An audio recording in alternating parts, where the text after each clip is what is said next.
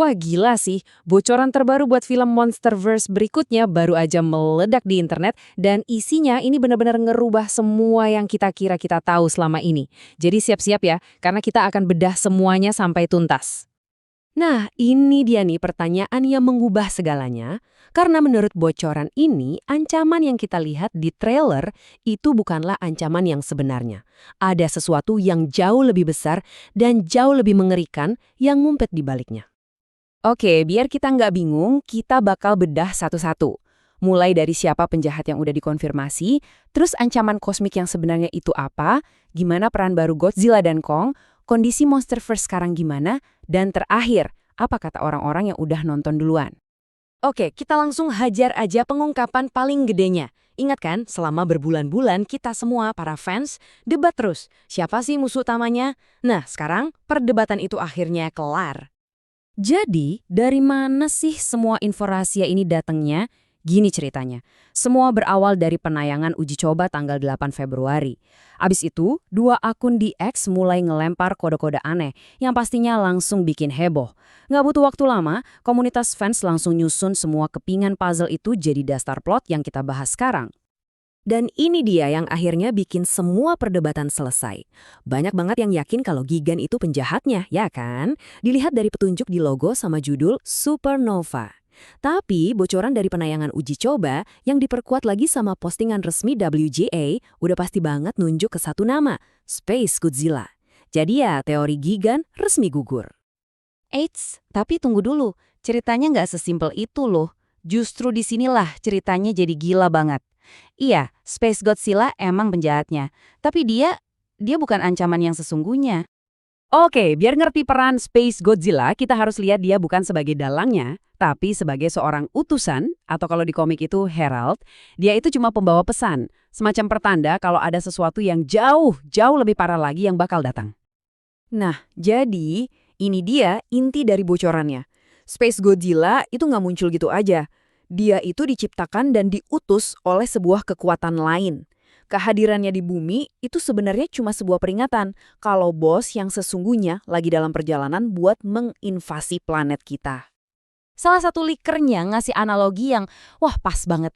Coba bayangin deh, Space Godzilla itu kayak Silver Surfer yang datang buat ngasih tahu kalau Galactus mau datang buat makan bumi. Dia itu pertanda kiamat, bukan kiamat itu sendiri. Ini benar-benar ngerubah cara kita ngelihat ancaman di film ini kan? Oke, jadi dengan ancaman kosmik segede ini, gimana dong nasib dua jagoan kita? Apa peran baru buat Godzilla dan Kong di tengah semua kekacauan ini? Nah, menurut bocorannya nih, fokus filmnya agak geser. Walaupun dua-duanya tetap jadi bintang utama, kali ini Godzilla yang bakal lebih jadi sorotan, dengan jatah tampil di layar yang katanya lebih banyak dari Kong. Ini perubahan yang menarik dari film sebelumnya. Nah, ini nih kabar bagus buat para fans OG. Godzilla kabarnya bakal balik ke akarnya. Dia nggak lagi digambarin cuma sebagai mesin penghancur yang marah-marah kayak di beberapa film terakhir, tapi lebih mirip karakternya yang kompleks dari film 2014 dan King of the Monsters. Oke, sekarang kita masuk ke bagian yang paling kontroversial. Buat ngadepin ancaman baru ini, Kong kabarnya bakal dapat sebuah baju zirah. Yap, kamu nggak salah dengar. Baju zirah exoskeleton. Dan reaksinya, ya bisa ditebak lah ya. Fans bener-bener nggak nahan diri loh, komentar kayak sekalian aja jadi Power Ranger atau ini mah dikasih baju Iron Man, langsung banjir di internet. Banyak yang ngerasa ini udah keluar jalur dari nuansa Monsterverse yang biasanya coba lebih realistis dan bikin banyak orang, ya seperti kata sumbernya, tepuk jidat. Oke, sekarang kita coba zoom out dikit, lihat gambaran besarnya. Selain Godzilla dan Kong, siapa lagi yang bakal muncul? Dan gimana sih kira-kira vibe filmnya secara keseluruhan? Bocorannya ngasih daftar yang lumayan jelas nih. Godzilla, Kong, sama Space Godzilla. Itu pemain utamanya. Zuko sama Shimo bakal nongol bentar. Tapi jangan harap lihat Mothra, Rodan, atau titan-titan lain dari King of the Monsters. Dan ya, buat yang nanya, nggak ada baby Godzilla. Soal vibe filmnya, katanya sih mirip sama The New Empire. Tapi ada satu catatan yang penting banget dan bikin optimis. Penulisan karakter manusianya dilaporkan jauh lebih baik. Ini jelas kabar gembira, soalnya kita tahu itu sering jadi titik lemah franchise ini kan?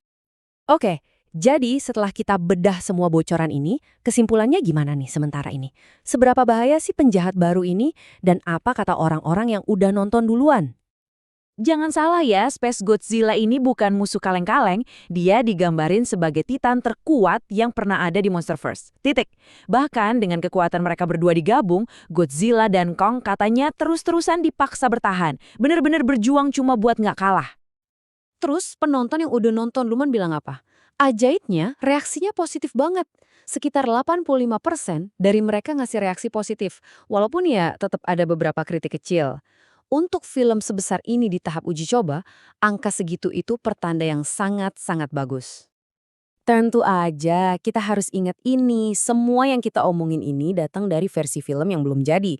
Pasti nanti bakal ada perubahan, tambahan adegan, dan CGI yang jauh lebih poles. Tapi kerangka besar ceritanya, kayaknya sih nggak bakal banyak berubah. Jadi semua ini ninggalin kita sama satu pertanyaan gede banget yang ngegantung di kepala. Kalau Space Godzilla yang sekuat itu cuma dianggap sebagai pembawa pesan, makhluk mengerikan macam apa yang ngirim dia? Wah, kita harus nuri buat cari tahu jawabannya.